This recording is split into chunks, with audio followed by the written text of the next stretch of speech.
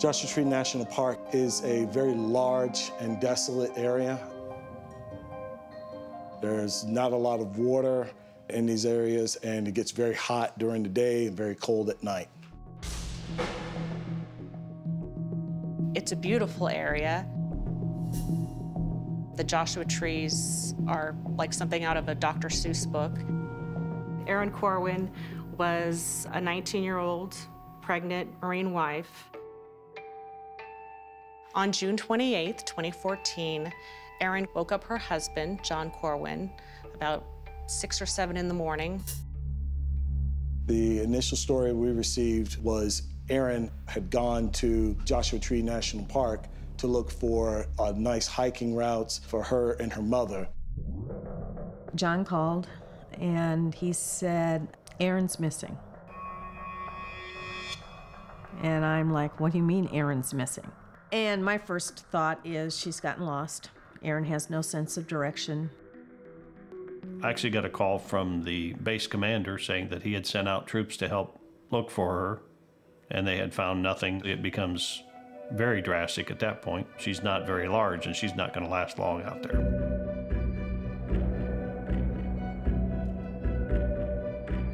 There was a massive search and rescue to locate Erin Corwin. They searched in temperatures that climbed as high as 110, 115. The dogs were getting heat stroke. They even encountered killer bees. It was a really grueling, tough search. You don't know what the monster is in the dark in the closet out there.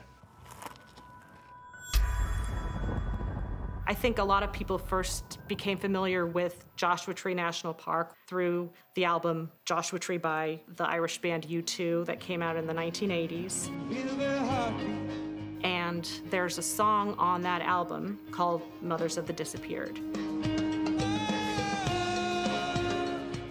But the words really spoke with what I felt like Laura must have gone through, not knowing where her daughter was, and out in the desert where the Joshua trees were, she was out there somewhere. It was big news for such a small area. Everybody was talking about it. People were looking for her. There was buzz on base. We know that she is out there. It's just a matter of us trying to figure out exactly where.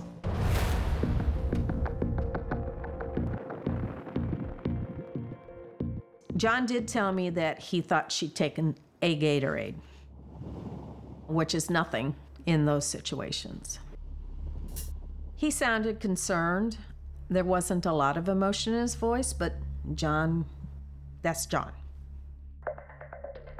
There seemed to be evidence that he liked to keep an eye on Erin and make sure that he knew where she was. You're not pointing fingers. You want to find where Erin is. You're questioning him, of course. When was the last time you saw her?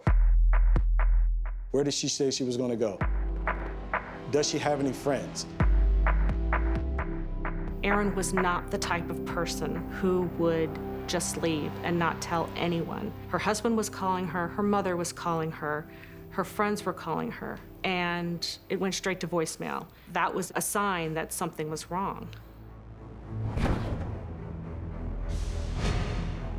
When they handed me that card that said Special Investigative Homicide Team, it just makes your heart sink.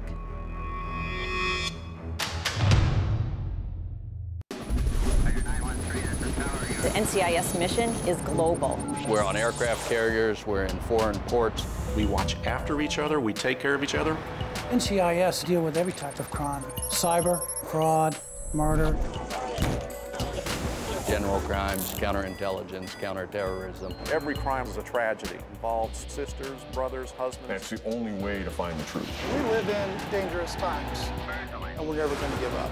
NCIS, the cases they can't forget.